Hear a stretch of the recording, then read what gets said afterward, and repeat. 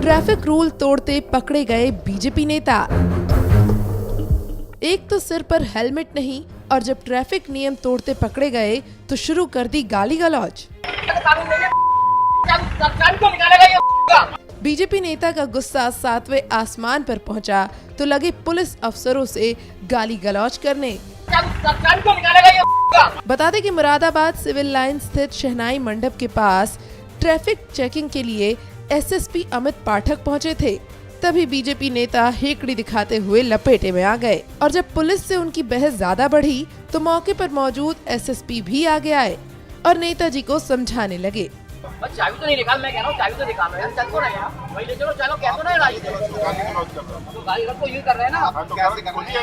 अब जरा बाइक की नंबर प्लेट को देखिए, जिस पर गाड़ी के नंबर की जगह बीजेपी का चुनाव चिन्ह और मंडल अध्यक्ष पद दर्ज था।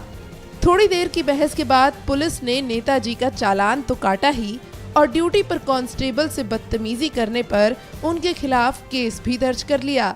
आज दिनांक 24 जुलाई को दिन में थाना सिविल लाइन क्षेत्र अंतर्गत एनीबोनी स्कूल के पास रूटीन में वाहनों की चेकिंग का अभियान चलाया जा रहा था।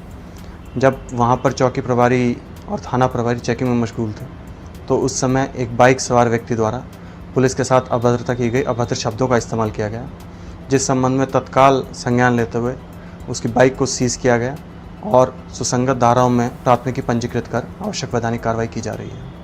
अब बीजेपी नेता कांस्टेबल पर भी गाली गलौज करने का आरोप लगा रहे हैं।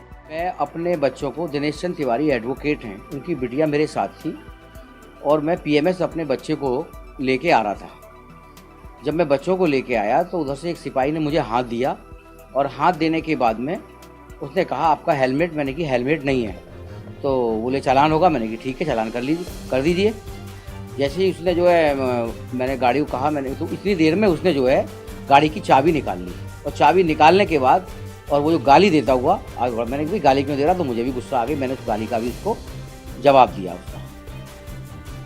तो क्या आप मानते हैं कि इसमें जो पुलिस ने आपके अगेंस्ट किया है, तो ये जो मुकदमा दर्ज किया है तो गलत है? पुलिस ने ये किया कि मुझे वहाँ से और मेरे बच्चों को गाड़ी में बिठा करके थाने ले गए।